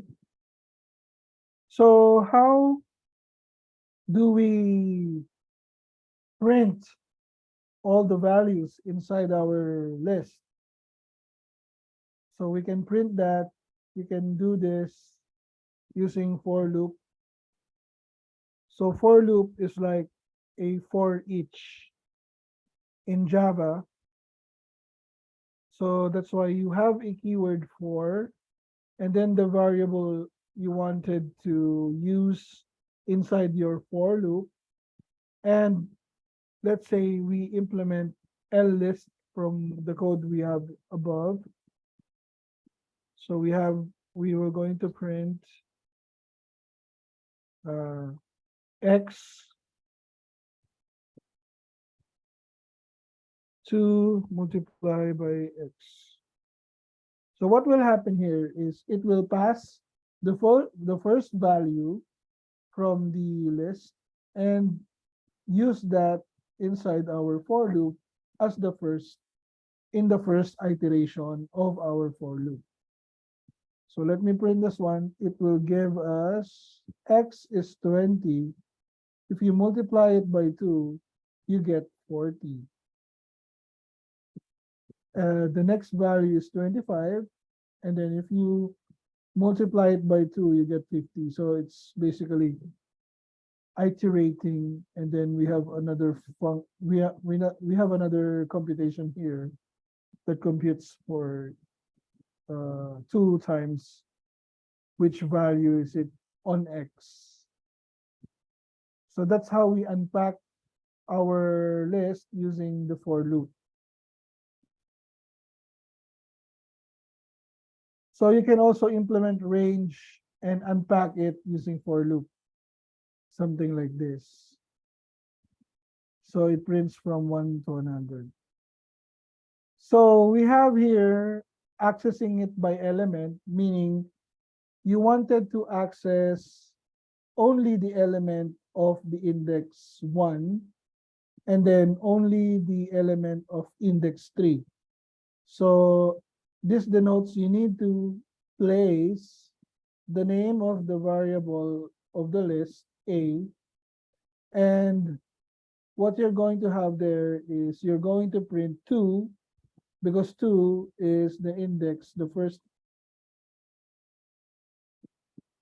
I think that's 4 rather, sorry, because it starts with 0 index. So 0 index is 2, 1 index is 4, third index is 7, and 2 is 7, 3 is 9. Is that correct? 0, 1, 2, 3. 3 is 9. Yeah. So other than that, it's going to be out of bounds. So if you are going to use an index not on the range, it will present you an error which is out of bounds. Okay. So we can slice our list using prefix, suffix, and selection of the list. So what happens here is we're going to get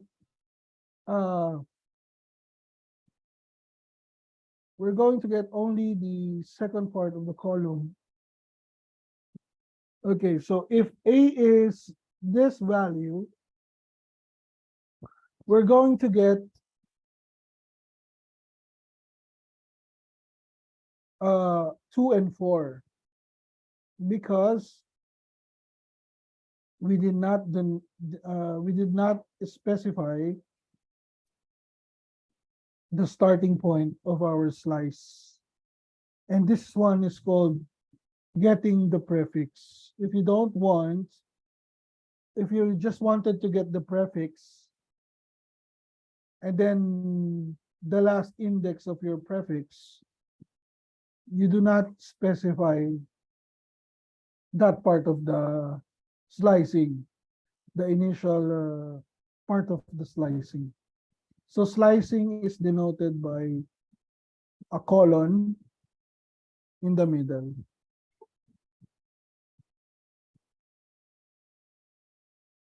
So what if you wanted to start in the middle all the way to the end, or suffix, or the last starting to the middle up to the last part, which is called suffix. You don't specify the second part of the term, and there you go, you will get 479. And if you're going to specify both parts of the term, you're going to start with the element on index 1 ending on or before, sorry, just before 3. So you get 47 only. So if you will try to imagine, that is the middle part of our list. So this is how you slice. So this is called slicing your list. Okay. And now we can actually append to the list. We can add values to our list. So this is going to be first in, last out method. As you can see, we only have 2, 4, 7, 9. If you append, it will be placed on the 4th index. And then in adding another one, it will be placed on the 5th index, or 6th index rather. 6th index. You can basically combine two lists. We have here a variable a plus a new set of created lists. And because there is a assignment operator, your two lists will combine. Okay, so our list becomes larger and larger. Then next is, you can have different forms inside your list. You can have a value of integer, a value of string, which is denoted here as 2. We have a float. We can also have another list inside a list. So that is acceptable in our list.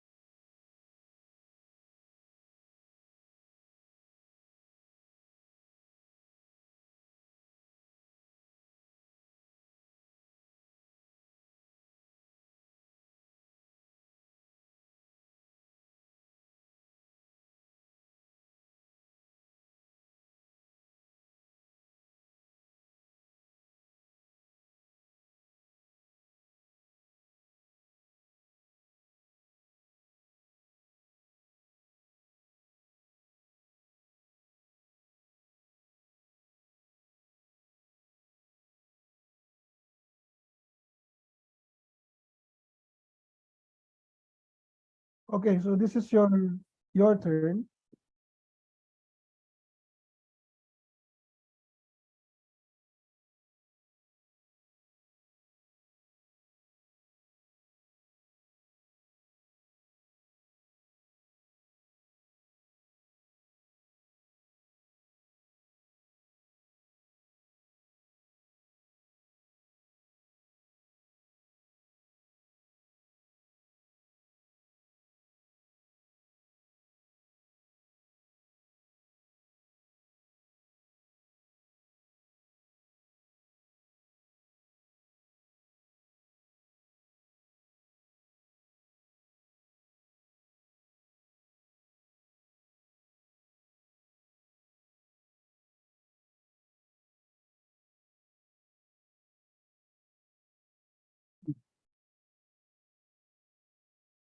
So create a program with these initial values of 5, 10, 3, 8, 2, and 7.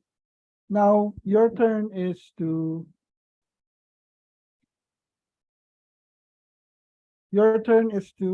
print the maximum value which is inside this list and also the minimum value which is inside this list. Please paste your codes in our chat box if you're done with the program.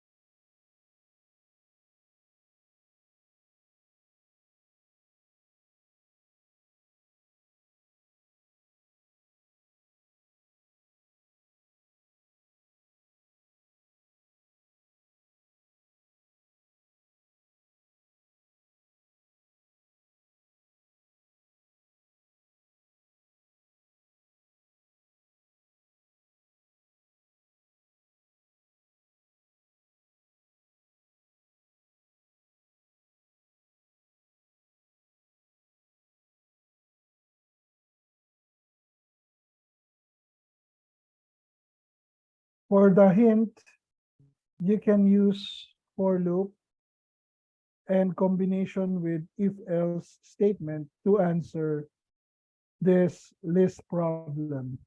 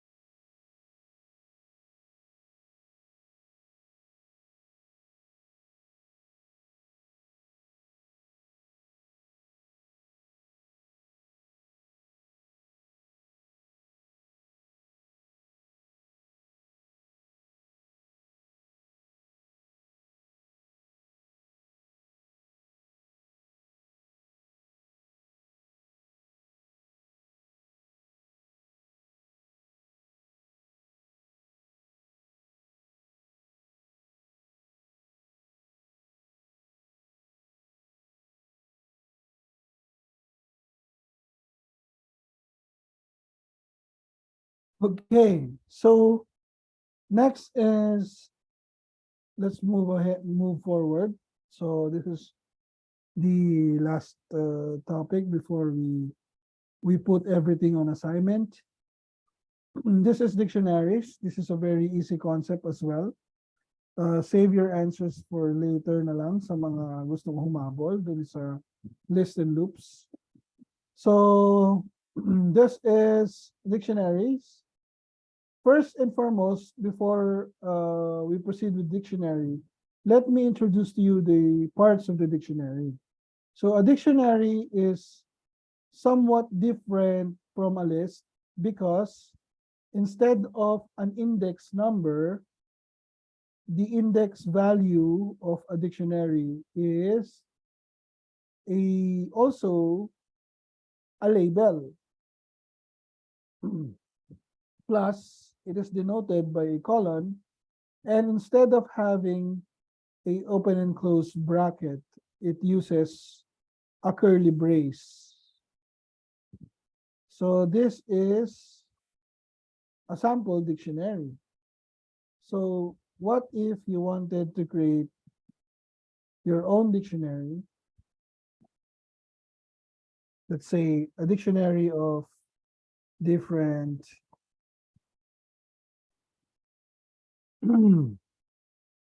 of different characters in Demon Slayer.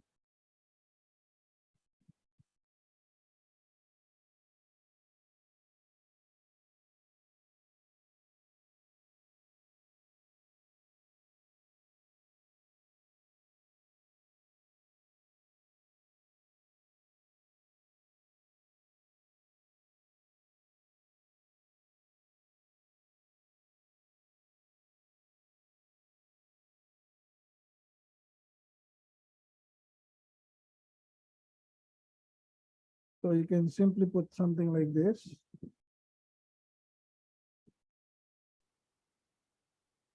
And then put their names.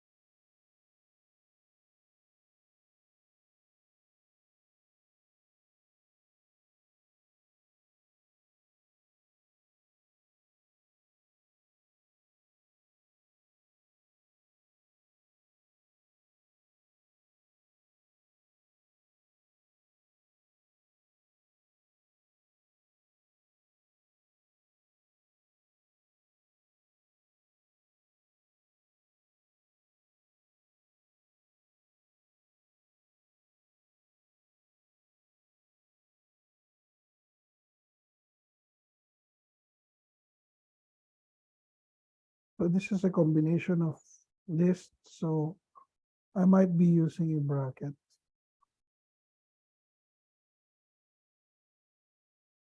And then each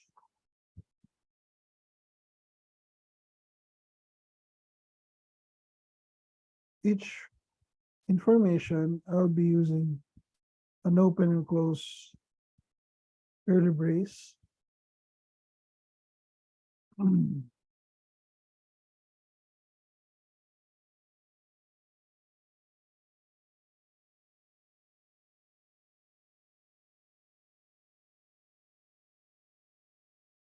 So what I'm doing now is a list of dictionaries.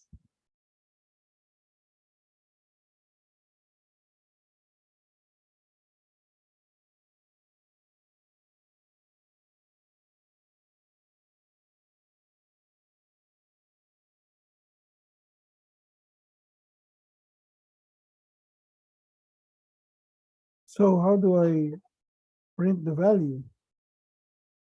So DSC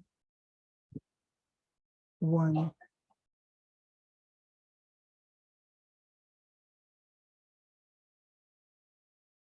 something like that, right?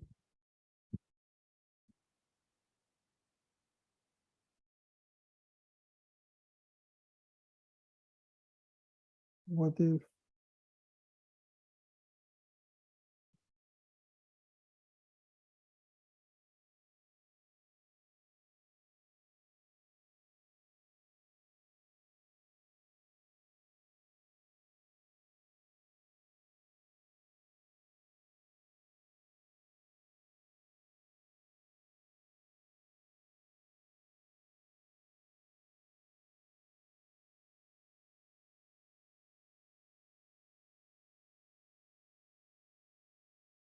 okay, so if I'm going to print just the name,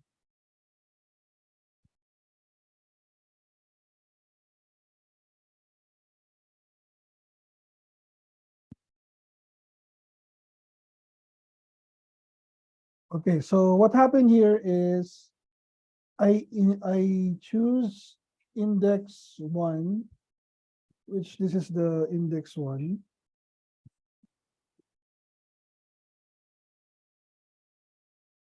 And then the other bracket is for the attribute. So it will just print that attribute.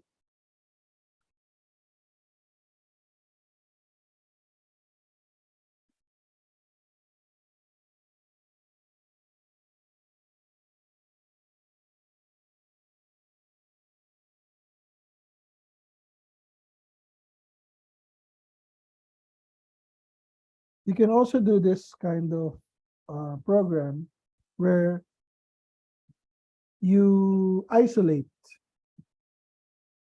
So we call this one isolation. So DSC 1 equals name. Sorry, DSC 1 is called the element, and then the name will be coming from the element where we actually access the name, and then the age will get the element that can access the age.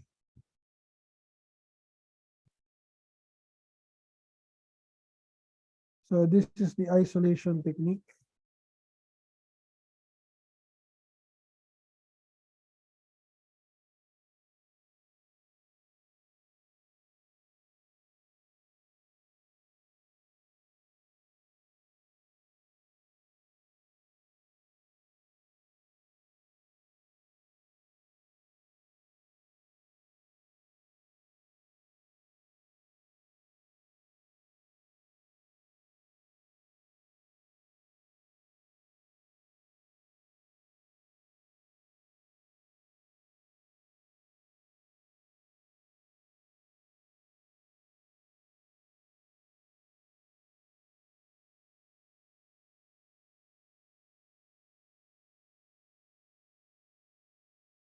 Hindi pwede. So sa pandas lang siya pwede. Sa dictionaries, hindi siya pwede. Pag ganito, hindi rin siya pwede. So that's the reason why we need to use the isolation technique, or you can just simply, again, type here the DSC one and another, which is age. And so it's either this or the isolation method.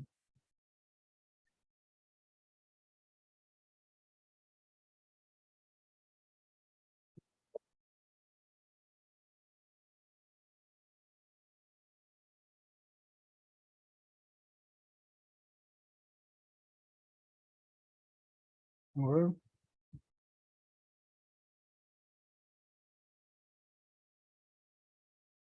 so we can actually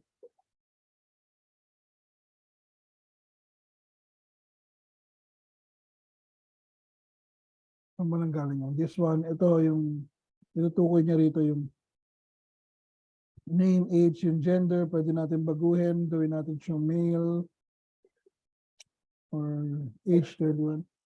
So we can create this one and look for who is old, who is young, and who is another old person again. Okay.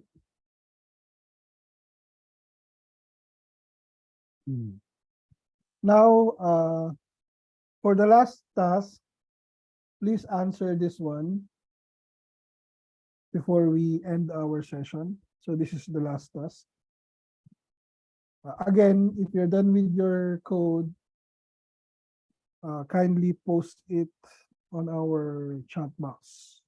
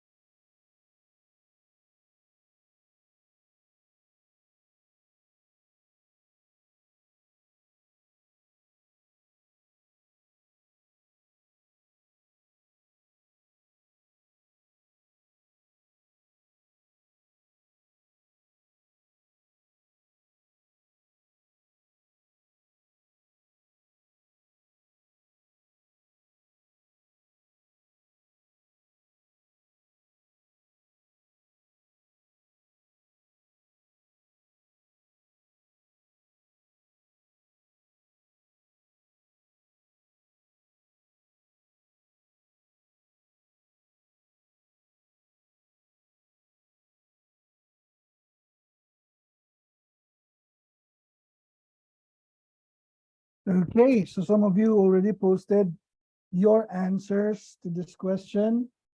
So I think for others, you can answer this on your own time.